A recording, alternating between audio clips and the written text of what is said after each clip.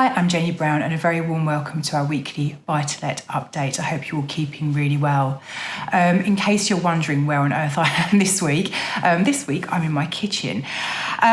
So look, in terms of lender news over the last week, the first thing we've seen is Barclays restrict its loan to value on buy-to-let. So they're now capping at 70% rather than 75% loan to value. And their rationale for doing this is because they want to ensure they strike the right balance between offering competitive products but also maintaining service. Traditionally, September is a busy month at the best of times, and obviously at the moment things are going through a bit of an unusual period, being super busy with people looking to buy property. And so what they're doing is just scaling back on the loan to values to try and ensure they're not absolutely swamped with new applications coming in.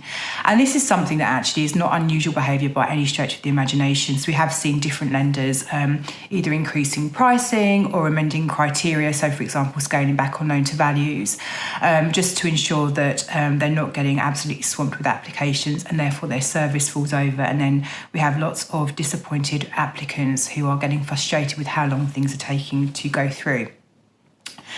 We've also seen Santander and NatWest extend their end dates on their mortgage buy-to-let mortgage products. So what this means is that the product actually essentially is the same. So the rate is the same, the arrangement fees are the same. But what they're simply saying is that rather than, for example, the 2-year fixed rate finishing on the 31st of August 2022, it's now going to be finishing on the 31st of October 2022. Also in the last week, we've seen Hampshire Trust Bank reopen their doors to holiday let applications. And what they're saying is they're now able to use the holiday let income when considering affordability. In addition, they've also increased their appetite and are now lending at 75% loan to value at up to £15 million. Now, we've talked about Hampshire Trust Bank before, but for those of you who are new to us or new to this, Hampshire Trust are definitely a specialist lender who kind of operate more at the commercial end of the scale, as it were. And so these guys are really great because they're able to do some of the things that a lot of the lenders can't do. So, for example, lending to unusual limited company structures, things where they're, for example, layered companies. They're able to lend to trading businesses as well. They also lend to expats and also foreign nationals. So there's some really quirky stuff in their lending criteria. So we're delighted to see these guys back. It's also worth mentioning that they're able to lend on multi-units and HMOs, but particularly larger ones, so ones with larger rooms, more than 10. Lastly this week, in terms of lender news, we've seen Keystone Property Finance introduce some limited edition rates, which are actually very good.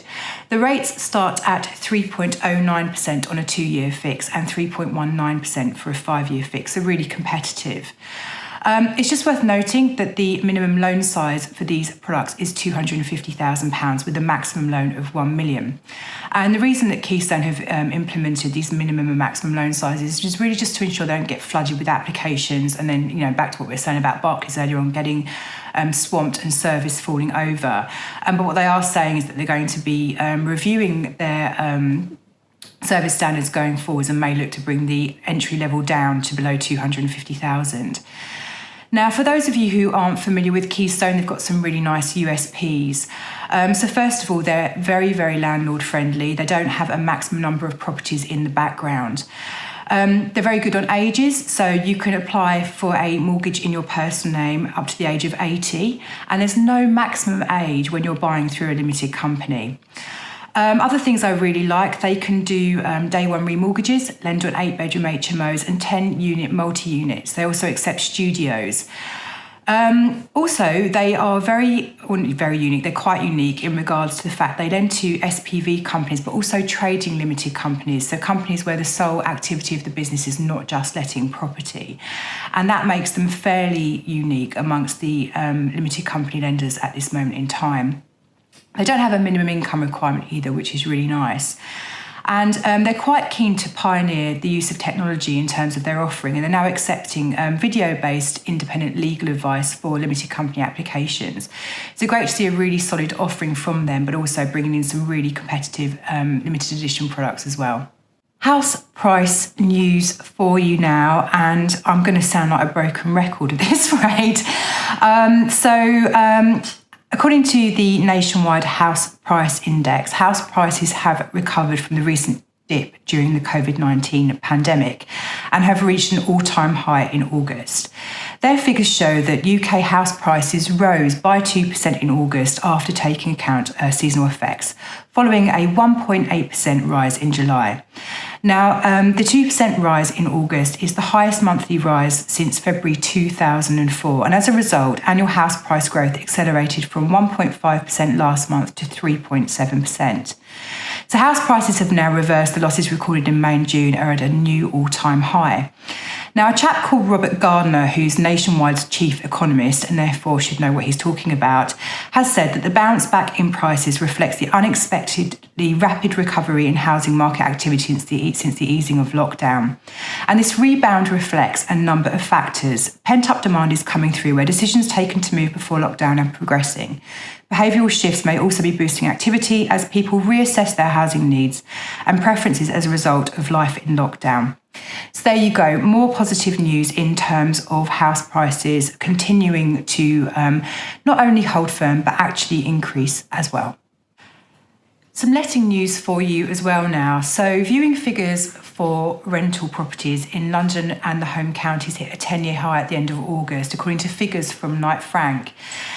Now, what the estate agency has said is that part of the reason for the increase is the later than usual surge in interest from students as their study and accommodation decisions have been delayed because of COVID. The head of residential research at Knight Frank, a chap called Tom Bill, has said that students account for almost a quarter of the market, and uncertainty around the start of the new academic year meant July that it was quieter than normal.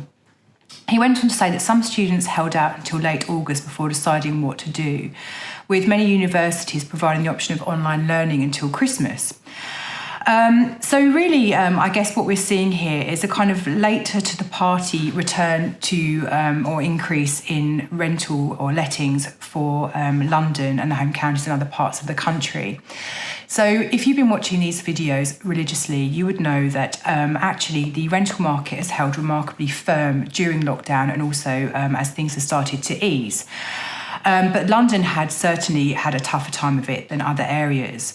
So it's really great to hear this news from Knight Frank and understand that actually London is starting to recover on the letting side also and join the rest of the country in doing well in this area. Moving on to some housing news now. So Housing Secretary Robert Jenrick has announced a new model for shared ownership with the aim to help more people onto the property ladder amid a number of schemes designed to improve routes to home ownership. So the new shared ownership model announced will reduce the minimum initial share you can buy in a property from 25% to 10% and allow people to buy additional shares in their home in 1% instalments with heavily reduced fees. It also introduces a 10-year period for new shed owners where the landlord will cover the cost of any repairs and maintenance, easing buyers into home ownership.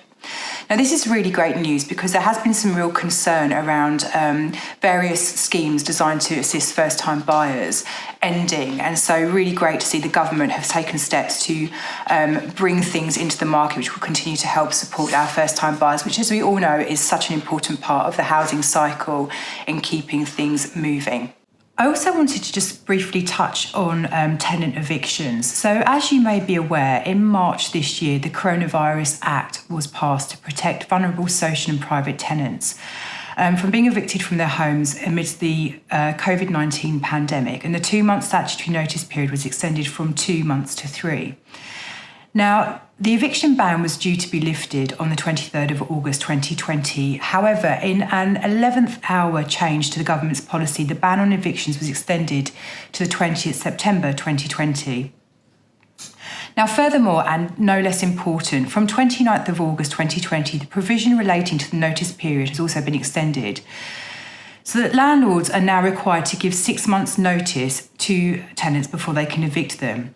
Now, this latter provision is in place until at least March 2021, and this means that with the exception of the most serious cases, and serious cases is really in relation to antisocial behaviour, domestic abuse, fraud, and where a tenant has accrued rent arrears to the value of over 6 months' rent, it will be 6 months before a landlord can evict their tenant. Now, obviously, this isn't great news for landlords and has caused quite a stir amongst the landlord community. So I really wanted to share this with you in case this wasn't something you were familiar with. Now, in terms of advice for this, I have a couple of buy-to-lets, and my estate agent that I let them through, I don't deal with it directly, has contacted me and really said that their advice is that in the event there be any dispute about rental payments, all involved should take reasonable steps to resolve their disagreements before going to court. What they have said is that there will be a backlog of cases to be put before the court, and they anticipate the courts will prioritise those cases where dispute resolutions have been attempted. So if you are in a situation where you do need to look to evict your tenants, what they're really saying is that by being seen to be trying to work with your tenants to resolve issues will be seen much more favourably by the courts.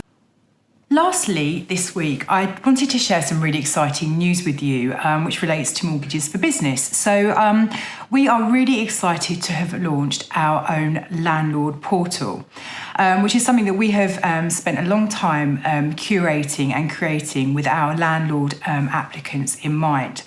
So our Landlord Portal is essentially an online web-based system where you can check latest mortgage rates and get quotes instantly. You can manage your portfolio, and you can also manage your mortgage applications online. So you can essentially track your applications and upload documents there, which will mean that your applications will be obviously much quicker, viewable at any time of the day to you. And also some people are very nervous about emailing documents across with fear of interception. And I would also say at this point that our emails are all encrypted, so they're very, very safe. But actually uploading documents is really the way people prefer to do things. So what you'll be able to do is go onto the portal and send notes to us about your mortgage application, and likewise we can leave notes for you as well. And it's really quick and easy to use. The feedback that we've had so far from our clients who have been using it has been incredibly positive. Now, at the moment, the portal is available to our new applicants, the people with applications that are going through now. But we are going to be making it live to absolutely everybody from October. So I'll talk to you a bit more about it again in October, but I really wanted to share this exciting news from us. That's everything from me this week. Thank you as always for joining me. Next week and going forward, we're going to start doing a series of sessions within these videos, which are going to give you some kind of potentially introduction or maybe refreshers in terms of fairly basic stuff about buy-to-lets. So how to borrow through a limited company, how much can you borrow, how to figure out a rental calculation, talking about different types of properties. So really looking to take you through from kind of A to Z of buy-to-lets, which we hope will find really useful. But as always, you don't need to wait for the video. If you have got any questions, you're very welcome to give us a call, 0345 345 6788, or go to our website, mortgagesforbusiness.co.uk, where there's lots of information to be found. But that's all from me this week. So thank you again for joining us. Take care, and I'll see you next time.